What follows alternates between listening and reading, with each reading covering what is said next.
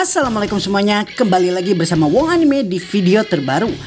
Banyak dari kalian menunggu video Wong Anime mengenai jalur evolusi dari ras selanjutnya.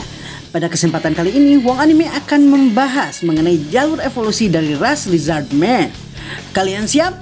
Silahkan ditonton videonya.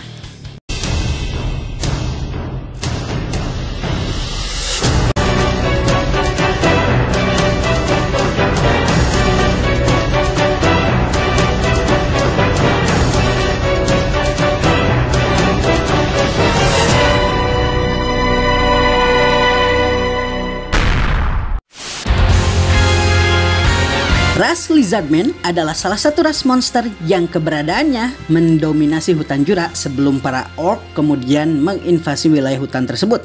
Sesuai dengan namanya, ras ini memiliki wujud seperti kadal, namun dengan perawakan mirip manusia. Dengan kata lain, manusia kadal yang berjalan menggunakan dua kaki. Mengingat secara fisiologi mereka mirip seperti kadal asli dengan kaki yang agak berselaput, tubuh yang bersisik, dan kecepatan individual yang tinggi, maka mereka menempatkan komunitas mereka di rawa-rawa berlumpur, yang mana tempat ini juga berfungsi sebagai benteng alami yang menjaga mereka dari serangan ras monster lainnya di hutan Jura. Mengingat mereka tinggal di tempat berawa, maka para Lizardman ini memiliki jumlah pasukan ikan yang sangat banyak yang mampu memenuhi kebutuhan mereka sehari-hari. Karenanya, ketika aliansi ras hutan Jura dibentuk oleh Rimuru memberikan tugas kepada Lizardman sebagai pemasok bahan mentah seperti ikan dan bahan baku lainnya yang bisa ditemukan di hutan. Menurut para petinggi Lizardman, jumlah para Lizardman yang ada di wilayah mereka adalah sekitar 100.000 monster. Dengan kata lain, jumlah mereka kurang lebih setengah dari jumlah pasukan orc yang menginvasi hutan Jura. Kebanyakan mereka memiliki kelas bencana C+ untuk warga biasa, sedangkan kesatria elitnya umumnya memiliki kelas bencana B-. Kecepatan mereka, jumlah mereka, dan keahlian mereka dalam memanfaatkan wilayah rawa sebagai benteng membuat mereka sangat ahli dalam pertarungan defensif bertipe hit and run, sehingga wilayah mereka sangat susah untuk dikuasai. Dragonute sama seperti ras-ras monster lainnya, sangatlah susah bagi Lizardman untuk berevolusi ke tahapan selanjutnya. Tahap selanjutnya dari Lizardman adalah Dragonute, yang kalau diterjemahkan berarti kadal naga. Jika Lizardman memiliki sebutan atau julukan sebagai keturunan naga, maka Dragonute memiliki julukan sebagai kerabat jauh naga. Bentuknya pada dasarnya sama seperti Lizardman, namun Dragonute umumnya memiliki sayap, terkecuali untuk beberapa kasus yang akan kita bahas. Dengan cara biasa, membutuhkan puluhan hingga ratusan tahun bagi Lizardman untuk berevolusi ke bentuk Dragonute. Namun ada cara lain untuk berevolusi ke tahap ini. Pertama, yaitu melalui perkawinan antara manusia dengan Lizardman, seperti yang dilakukan oleh para penyembah naga yang merupakan bawahan Milim. Dan cara yang kedua, yaitu melalui penamaan. Ketika Lizardman berevolusi menjadi Dragonute, maka tekad ikut ambil peran dalam bentuk fisik dan perwujudan yang mereka ambil. Sebagai contoh, ketika Rimuru menamai para Dragonute yang ingin mengabdi pada Rimuru, termasuk diantaranya Gabiru dan Sokka, maka mereka berubah wujud sesuai dengan keinginan mereka masing-masing. Gabiru yang memiliki harga diri dan kebanggaan yang tinggi sebagai Lizardman, maka dia tidak berubah terlalu banyak kecuali warnanya yang asalnya hijau menjadi ungu, dan tentu saja karakteristik Dragonute yaitu sayap menjadi salah satu karakteristiknya. Para pengikut Gabiru yang juga sangat mengagumi Gabiru akhirnya memiliki wujud yang hampir sama dengannya, yaitu wujud seperti Lizardman namun dengan sisik yang jauh lebih kuat yang melindungi mereka. Sokka, adik Gabiru, sama seperti Gabiru berevolusi menjadi Dragonute juga. Namun dikarenakan tekad yang dia miliki jauh berbeda dengan tekad yang Gabiru miliki, maka Sokka dan para pengikutnya justru berubah menjadi memiliki wujud yang lebih mirip manusia. Sama seperti Dragonute kebanyakan, mereka juga memiliki sayap dan tanduk. Namun sayap dan tanduk ini bisa dihilangkan sewaktu-waktu kalau mereka mau, membuat mereka sangat cocok dalam tugas intelijen dan penyamaran karena mereka sangat mirip dengan manusia. Sedangkan untuk para penyembah naga yang merupakan keturunan dari hasil perkawinan antara Lizardman dan manusia, maka mereka mewarisi wujud fisik manusia secara total.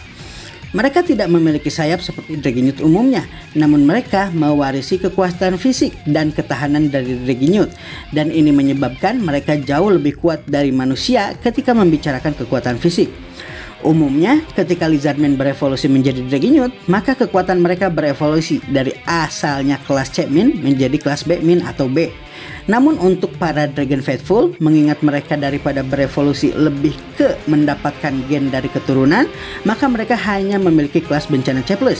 Walaupun begitu, mereka bisa mencapai kelas S melalui kerja keras, seperti misalnya Midray yang telah mencapai tingkatan tersebut.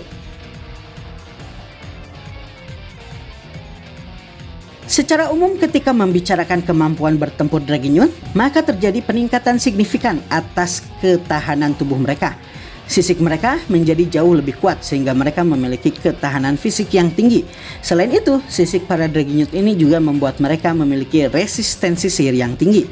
Tidak hanya itu, cakar dan taring mereka menjadi jauh lebih tajam sehingga mereka juga memiliki kekuatan ofensif yang tinggi. Walaupun secara fisik Dragon Youth mengalami perubahan wujud yang sangat signifikan, perubahannya yang sangat signifikan justru berasal dari kekuatan tempurnya, setahap demi setahap. Para Dragon Youth ini akan memiliki kemampuan tempur tipe drakonik yang membuat mereka menjadi semakin mirip dengan kerabat jauh mereka. Dengan kata lain, seiring dengan latihan dan penguasaan tubuh mereka setelah berevolusi, maka para Dragon Youth akan memiliki kemampuan mirip seperti naga pada umumnya.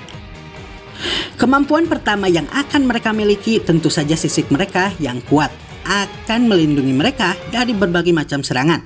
Tidak hanya serangan-serangan umum seperti benturan, tebasan, tusukan, dan lain-lain, namun juga serangan-serangan elemental seperti sihir api, air, dan es hampir tidak akan melukai mereka.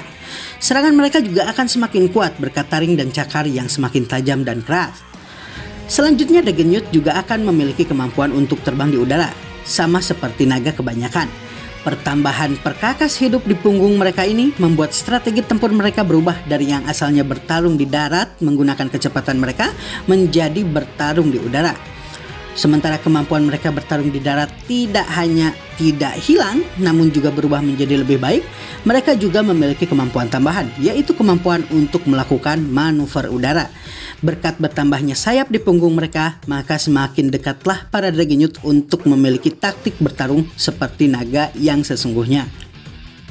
Selanjutnya para Dragon Youth akan memiliki skill-skill yang sekali lagi Wong Anime sebut membuat mereka semakin mirip dengan naga. Skill tersebut adalah Elemental Breath. Skill yang membuat mereka bisa menyemburkan serangan-serangan bertipe elemen dari mulutnya. Kemampuan ini adalah merupakan salah satu kemampuan penting dari Dragon Youth setelah sayap dan sisik yang membuat mereka mirip dengan ras naga yang ditakuti orang-orang. Kemampuan untuk menyemburkan api atau air dari mulut membuat tidak hanya taktik ini sangat efektif dalam manuver serangan udara, namun juga memiliki efek teror yang membuat musuh gemetaran dikarenakan efek serangan ini memiliki efek psikologis yang sama seperti serangan naga langit. Umumnya para Dragon Youth bisa mengeluarkan semburan api dan air, namun untuk kasus khusus seperti misalnya Gabiru, dia bisa mengeluarkan semburan petir hitam dan api hitam yang membuatnya berbeda dengan Dragon Youth kebanyakan. Kemampuan Elemental Breath ini diperlihatkan pertama kali ketika pertempuran melawan pasukan gabungan Kerajaan Falmouth dan Gereja Suci Barat. Selanjutnya, kemampuan yang membuat Dragon Youth lagi-lagi membuat mereka semakin dekat dengan bentuk evolusi mereka sebagai naga adalah Dragon Mode atau Dragon Transformation atau bisa dibilang juga sebagai Dragon Warriorization. Kemampuan yang dimiliki oleh Gabiru dan sekitar 100 Dragon Youth pengikutnya ini pada dasarnya telah mereka miliki setelah Harvest Festival atau evolusi Rimuru menjadi Raja Iblis sejati. Namun kemampuan ini baru bisa diimplementasikan secara maksimal pada invasi Kekaisaran Timur gelombang pertama. Kemampuan ini menjadi tonggak keberhasilan pasukan Angkatan Udara Tempest yaitu Hiryu dalam memukul mundur para pasukan Angkatan Udara Kekaisaran Timur pimpinan Mayor Jenderal Faraga. Pada dasarnya, Dragon Mode adalah kemampuan untuk berubah menjadi bentuk seperti naga dengan dua resiko besar, yaitu pertama, hilangnya akal sehat, juga kesadaran, dan kedua, tubuh tidak bisa bergerak selama 2 hari setelah mode ini diaktifkan. Ketika mode ini diaktifkan, kebanyakan para Hiryu yang umumnya adalah monster kelas A naik tingkat menjadi kelas A+ dan kelas spesial A. Selain itu, tubuh mereka berubah menjadi jauh lebih besar dengan volume otot bertambah secara ganda dengan cara menyerap elemen di sekelilingnya. Ketika dalam wujud ini, sihir dan efek perubahan alam sama sekali tidak bekerja pada Dragonute. Selain itu, mereka juga bisa beregenerasi dalam tahap yang tidak normal. Dan ini membuat para Dragonute tidak bisa dikalahkan ketika mereka ada di udara. Ketika melawan pasukan Kekaisaran Timur, masing-masing Dragonute yang memiliki wujud ini setidaknya bisa menjatuhkan satu kapal udara, sehingga Rimuru menganggap mereka sebagai angkatan perang terkuat di Tempest. Tahap selanjutnya dari evolusi Dragonute adalah Raja Iblis Sejati. Satu-satunya makhluk yang tercatat telah memasuki tahapan ini adalah Gabil atau Gabiru. Ketika dia memasuki wujud ini, berkat 100.000 jiwa yang diberikan oleh Rimuru, dia berhasil berevolusi menjadi Lesser Chaos Spirit atau Divine Water Spirit. Dengan kata lain, Gabiru berevolusi menjadi makhluk setengah spiritual. Setelah sebelumnya dia memiliki warna kulit keunguan akibat evolusinya menjadi Dragonute, saat menjadi Raja Iblis Sejati, kulit sisik Gabiru berubah warna menjadi kemerahan. Pada wujud ini, dia tidak hanya mampu melakukan seluruh kemampuan yang dimiliki oleh Dragonute, seperti misalnya transformasi naga, semburan petir hitam, semburan api hitam, dan lain-lain. Tapi dia juga memiliki ultimate gift King of Mind yang membuatnya mampu menipu musuh dan takdir. Pada pertarungannya di gelombang kedua invasi Kekaisaran Timur, dia hampir terbunuh. Namun berkat ultimate gift-nya yang memiliki kemampuan fate change alias perubahan takdir, maka dia mampu membuat dirinya hidup lagi setelah terbunuh satu kali, dan ini membuat dia mampu memenangkan pertempuran yang dia lakukan pada invasi tersebut. Baiklah semuanya, itulah tahapan evolusi dari Lizardman dan Dragonute. Pada dasarnya, perubahan mereka tidak terjadi dalam bentuk yang benar-benar signifikan seperti yang terjadi pada ras Oni, Goblin, atau ras lainnya secara fisik. Mereka hanya berubah dari Oni menjadi Lizardman. Bahkan ketika mereka berevolusi menjadi Raja Iblis Sejati pun, mereka masih digolongkan sebagai Dragonute dikarenakan bentuk fisik mereka hampir tidak berubah sama sekali. Perubahan yang paling besar terjadi pada mereka justru terjadi pada kemampuan-kemampuan tempur mereka masing-masing. Dan dengan ini Wong Anime mengakhiri videonya. Assalamualaikum dan sampai jumpa lagi di video selanjutnya.